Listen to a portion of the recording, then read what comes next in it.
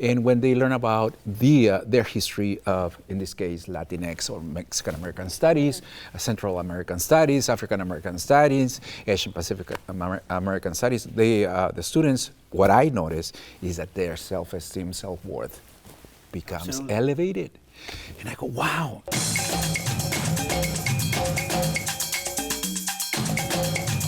What is up, y'all? Round of applause. Welcome back to the zoo. Today we have Herman Rodriguez. Gracias, Presente gracias, el profe. gracias, El profe, gracias, ok. gracias. ¿Cómo estás? Muy bien. Just happy to be here with you Yes. guys. Con Excited to have mucha you. energía, muy contento. Y tiene, ok, el sombrero es un tejano o un tejana.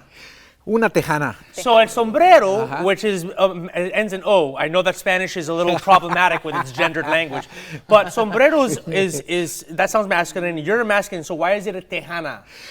Puesto que viene de Texas, más o menos, Ok. la historia del gorro tejano para nosotros viene siendo la música regional de norteña, o sea, norteño tejano, tejana. Ajá. Ella es ranchera. Bueno, depende de Jalisco. Yeah. So that's what we were Or talking you ranchero. We were talking about how, like, depending on the region of Mexico that you come from, it Right. kind of gives you that title, right? Correct, So, like, correct. So the ranchero, the music, ranchera music, nació en Zacatecas, Nochistlán. Zacatecas is to me the most Mexican sounding word It that's ever been. Zacatecas. Yes. Zacatecas viene siendo náhuatl. Entonces, sí, entonces, so el mariachi nació allá. It was born there. Okay. Then he moved to el estado es Jalisco. Yeah. Mhm. Es ranchero, es el mariachi estilo music. es ranchero, pero yo soy ranchera. Sí. Sí, exacto. Tequila comes from Jalisco. Toda la Hell tequila. yeah. What about el mezcal? Zacatecas también. Ooh. Yeah, también Zacatecas tiene Yeah, buen, it has good mezcal. Now you made a song. You produced a song. I just finished writing my last song 4 months ago. What was Okay. the style? Mariachi. Okay. But what's the With- difference between mariachi, norteño, and Okay, ranchero? so the difference is that with mariachi, you use mariachi musicians. It's sort of like in the United States would be called una orquesta. Right. Because it sounds so beautiful. You do have the violin.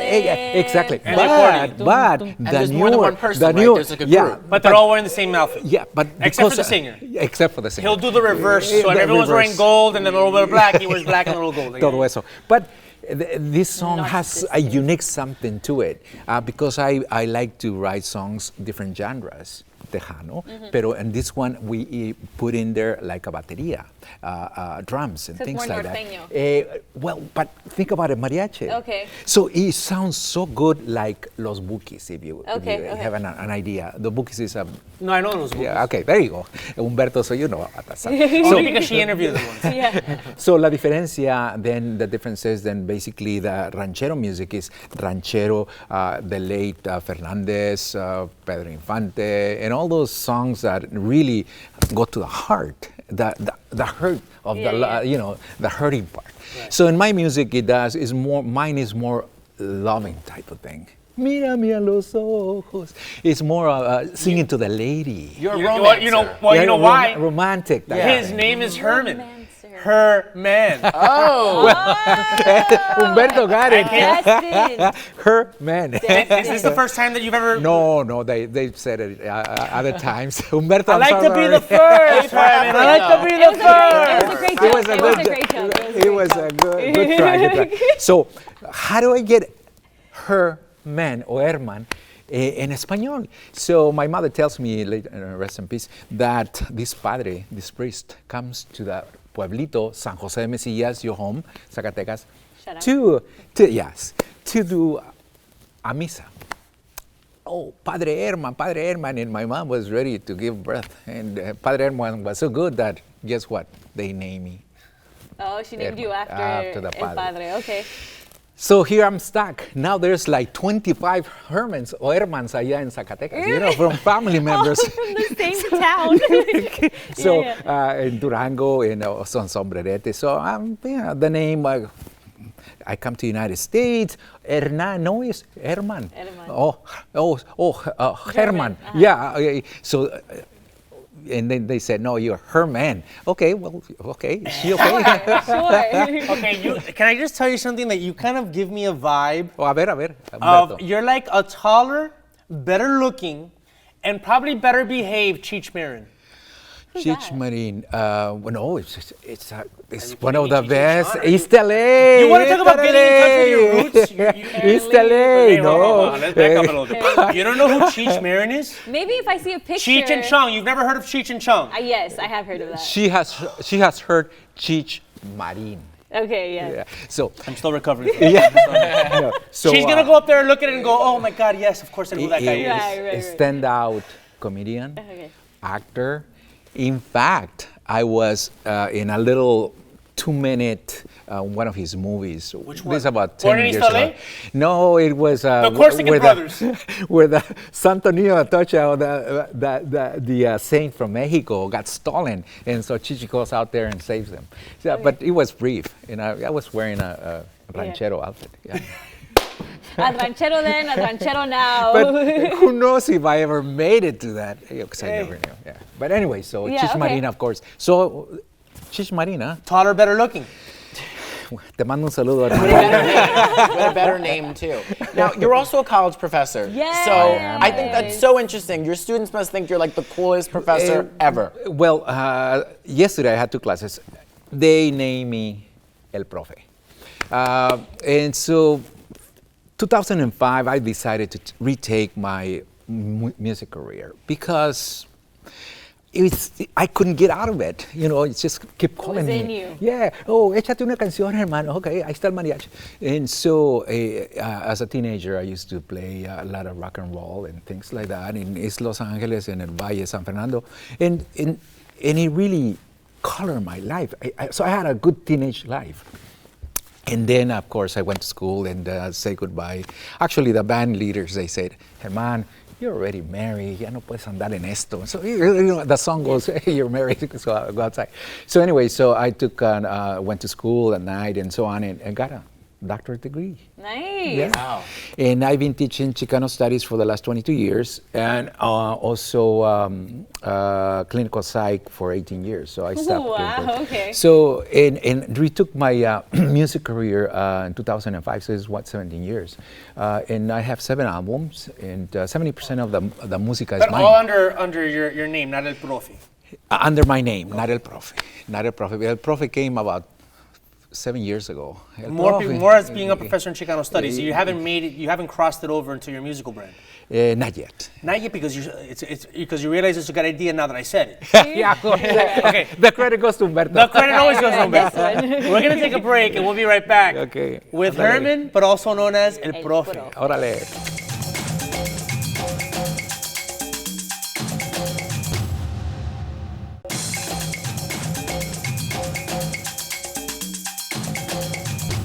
We are back on the zoo with our man El Profe, Herman Rodriguez. Now, AK looked up Cheech I Marin did. on the break, and in thank fact, God. You know who he is. Oh, thank God. 'cause it's East LA, brother. Yeah, in Órale. The thing is that she's a very smart young lady. She went to University Pero a of veces como que Berkeley las and she neuronas no studied. se conectan, She you studied know? microbiology, so she's very smart. But Right. sometimes I'm surprised at some of the pop cultural things that kind of slip under her radar. But it Yeah. turns out that they don't. She just It says my neurons, have Right. difficulty She's on learning Mondays. it. Yes. She got it. But I'm here today. You're here Here we today. are. Yeah. Now you teach Chicano studies where?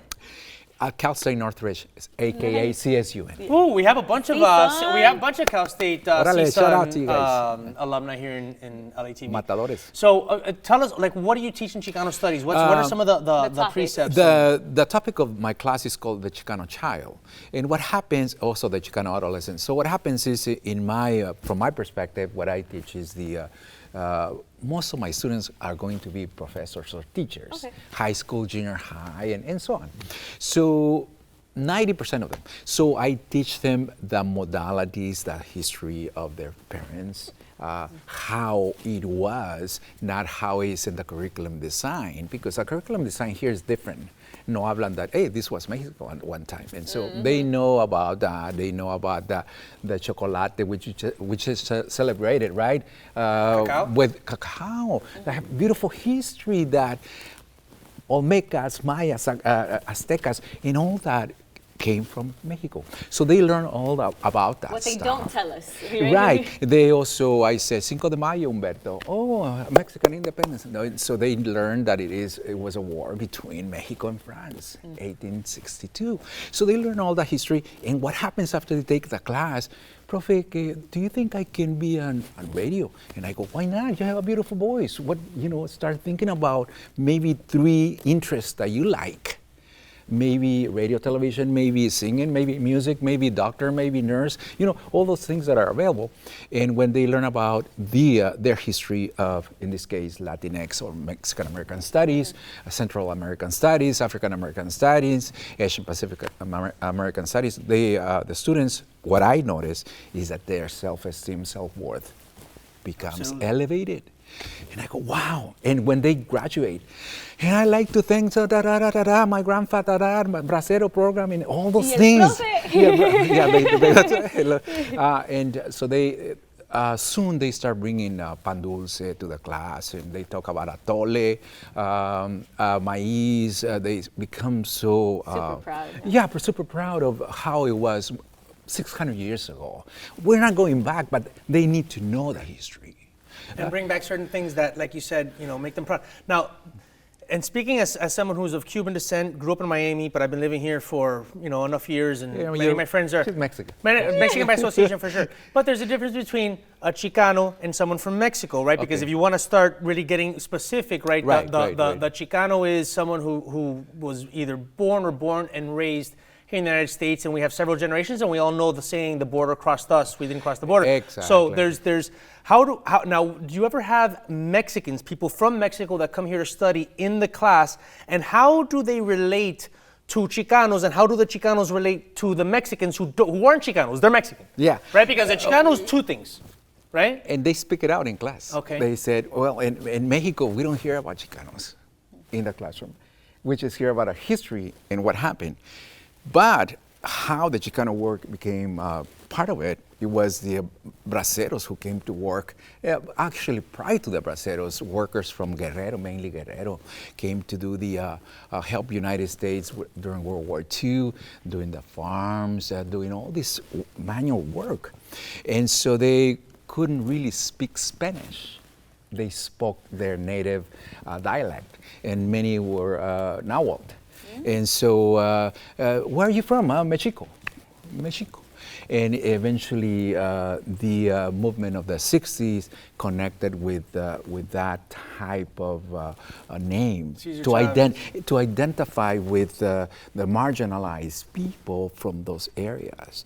And at first, it was really.